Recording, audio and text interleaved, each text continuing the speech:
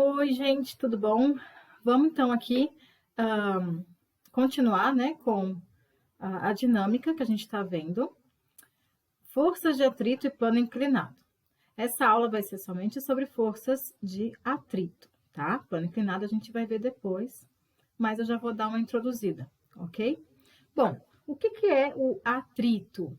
O atrito, na realidade, ele é formado por algumas rugosidades nas superfícies, tá? Então, a gente vai trabalhar com superfícies e as suas rugosidades, certo? Por que eu estou falando isso? Porque o atrito é uma força de resistência. E a gente tem outras forças de resistência, como a resistência do ar, por exemplo, né? Mas a gente não vai, por enquanto, trabalhar com a resistência do ar. Então, quando eu falo de forças de atrito, a gente vai falar especificamente quando eu tenho duas superfícies em contato. E essas superfícies, como vocês já devem imaginar, né? Imagina que eu tenho aqui um piso, ok? Esse piso, se eu aumentar ele, colocar ele no microscópio, né? Eu vou ver várias deformações nesse piso. E o meu atrito, ele depende do quão deformado é essa superfície. Então, quanto mais rugosidades eu tiver nessas superfícies, maior vai ser o atrito que ela vai proporcionar, ok? Então, se eu tiver outra superfície aqui, né? Diferente, e essa superfície tiver mais rugosidades, né? Com maiores deficiências, o atrito nessa superfície aqui vai ser maior do que nessa superfície.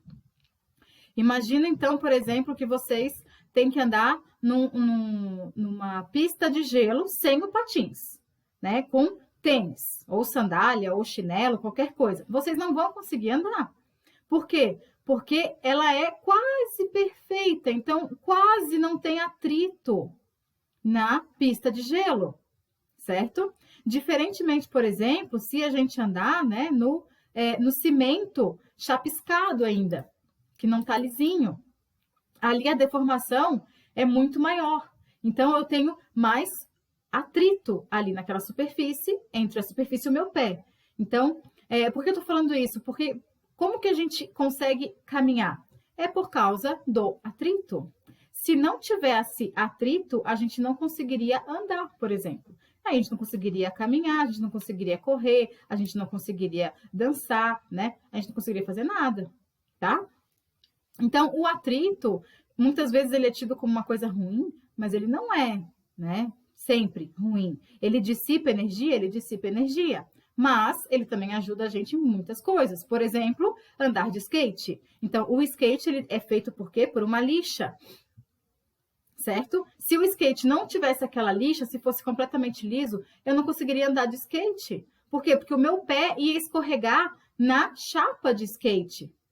E eu não conseguiria manter firme o meu pé na plataforma de skate. A mesma coisa o surf, né? Então, por que tem a parafina? Por que se passa parafina na prancha? É justamente para criar um atrito entre o meu pé, né, e a minha barriga, quando eu estou remando, entre o meu pé e a prancha, senão eu não conseguiria também ficar em pé na prancha, eu iria escorregar, ok? Então, o atrito é isso, tá? Bom, aí eu tenho dois tipos de atrito. Eu tenho o atrito estático e eu tenho o atrito dinâmico. Então, prestem atenção no nome, estático, né? Então, atrito estático, né? Estático vem da palavra estática, parado, né? Então, eu só tenho esse tipo de atrito quando eu tenho o objeto ainda parado. Ou seja, o objeto ele está em repouso, ou na iminência do movimento. O que é isso? Ou ele vai tender a se movimentar, mas ainda não se movimentou. Aí eu tenho atrito estático. E o atrito dinâmico, né? Então, o atrito dinâmico, como a palavra mesmo diz, é algo que está em dinâmica. Dinâmica significa movimento. Então, o atrito dinâmico eu tenho quando eu já estou em movimento, quando o meu objeto, a minha partícula, ela já está com uma velocidade que é diferente de zero, ok? Então, atrito estático, velocidade é zero aqui, tá? Velocidade é zero. Aqui, a velocidade é diferente de zero, ok? Então, eu tenho esses dois tipos de atrito. Por que eu estou falando isso? Porque eu vou ter dois tipos de coeficiente de atrito, tá? Então, eu tenho o Mi significa coeficiente de atrito. É uma letra grega que a gente vai usar muito, né? E ele parece um U com a perninha esticada, né? Um M mais bonitinho, enfim. Ele se chama Mi, tá? E é o coeficiente de atrito. É quem vai informar a gente, tá? Se a superfície ela tem mais atrito ou se ela tem menos atrito, menos tendência, ok? Então, isso aqui depende exclusivamente da superfície. E cada superfície vai ter um valor para o coeficiente de atrito estático e o coeficiente de atrito dinâmico, tá? Lembrando que sempre o coeficiente de atrito estático ele é maior que o coeficiente de atrito dinâmico, tá? Ou seja, eu preciso de uma força maior para conseguir tirar um objeto de repouso do que para manter ele em repouso. Isso tem relação com o coeficiente de atrito, tá? Então, a força de atrito estático é sempre maior que a força de atrito dinâmico. Então, é mais fácil, depois que eu já coloquei, né, o caixote, por exemplo, em movimento, é mais fácil de manter ele em movimento. Mas a força que eu utilizei para tirar ele do estado de repouso foi maior do que a força que eu consigo manter ele em movimento. Tudo bem? Bom, então, a força de atrito, ela é um vetor, tá? E ela se dá, né, o módulo dela se dá pelo coeficiente de atrito vezes a minha força normal. Lembram da força normal? Ela é sempre perpendicular à superfície. E ela só existe quando eu tenho contato entre duas superfícies, certo? Se eu tenho um objeto, né, caindo, por exemplo, o peso está para cá, eu não tenho força normal, certo? Isso aqui a gente já viu na aula passada, tá? Bom, então o FAT, ele vai ser o coeficiente de atrito vezes a normal. Aí vai depender, se o objeto está em repouso, vai ser o atrito estático. Se ele está em movimento, vai ser o atrito dinâmico, ok? Aí eu fiz aqui um desenho, né? Ele está na horizontal, eu tenho um bloco, sempre o peso está apontando para baixo, eu sempre vou ter a força peso envolvida. Eu tenho que a velocidade, eu tenho uma velocidade aqui, então, ela está para cá, então o bloco está se movendo nesse sentido. Então, a minha força de atrito está no sentido contrário, ok? Tá? Bom, nesse caso, ó, eu coloquei bem aqui, ó. Nesse caso e somente nesse caso, tá? A minha força a minha força normal é igual à força peso, tá? Por quê? Porque eu só tenho essas duas forças na vertical. E aí, quando eu somar, né, essas duas forças, elas vão ser igual a zero. E aí, vai ficar só a minha força de atrito. Eu não tenho outra força envolvida. Então, só nesse caso, a minha normal é igual ao peso. E aí, eu consigo achar a força normal, né? Através do peso, né? Então, aqui nesse caso, tá? Então, somente nesse caso, deixa eu colocar aqui, a normal é igual ao peso, tá? Portanto, a normal vai ser dada a massa vezes a gravidade, que é o valor do meu peso, ok? Tudo bem?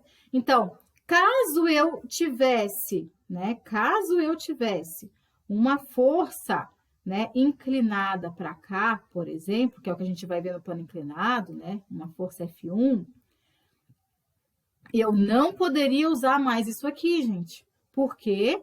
Porque a gente vai ver na próxima aula que essa força F1, ela vai ter um componente na direção de X e um componente na direção de Y, que vai se juntar com essa força normal, tá bom?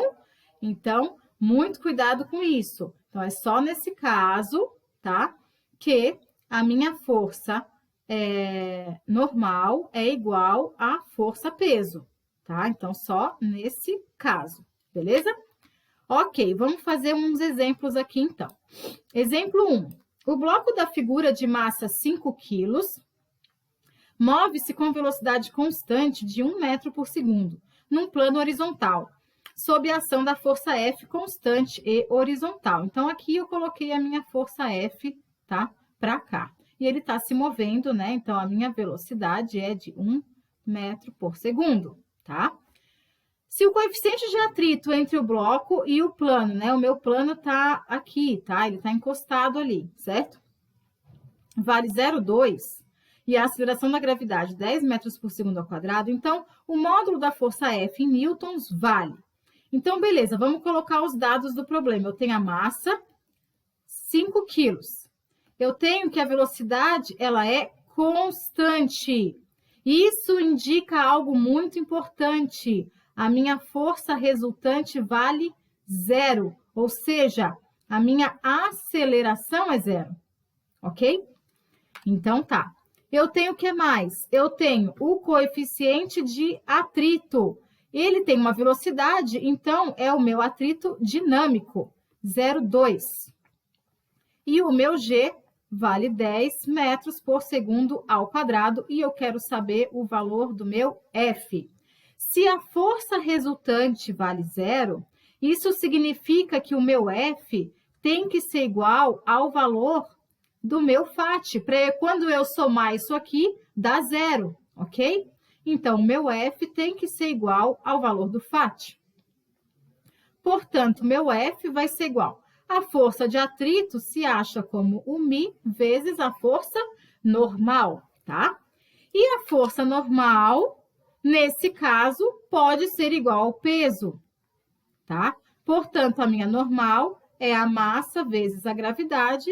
Então, a minha força normal é 5 vezes 10, portanto, 50 newtons. Portanto, a minha força F que ele pede vai ser 0,2 vezes 50, tá? Então, a minha força F vai ser igual a 10 newtons, ok? Beleza. Vamos para o exemplo 2. Um bloco de madeira com massa de 10 kg é submetido a uma força F que tenta colocá-lo em movimento. Sabendo que o coeficiente de atrito estático entre o bloco e a superfície é de 0,6, calcule o valor da força F necessária para colocar o bloco na situação de iminência do movimento. Então, ele vai querer se movimentar, mas ainda não se movimentou. Considere G igual a 10 metros por segundo ao quadrado. Então, aqui eu tenho a massa, 10 quilos.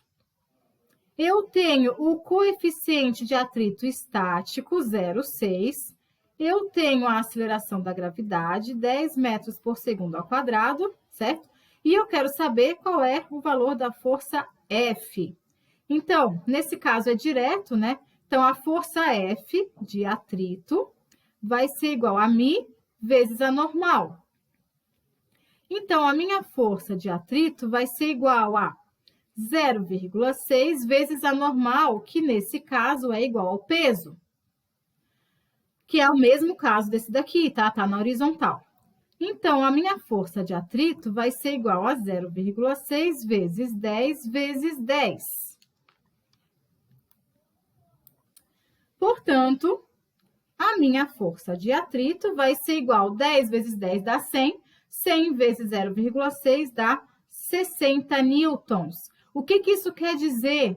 Quer dizer que a força de atrito vale 60 newtons. Então, a força que eu tenho que fazer para conseguir tirar ele de repouso é, no mínimo, 60 newtons, certo? Então, o meu F deve ser, no mínimo, 60 newtons, ok?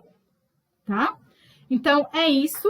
Tá ficando longa a aula, vou parar por aqui. Depois a gente vai ver, então, plano inclinado, beleza? Beijo, gente, e até depois.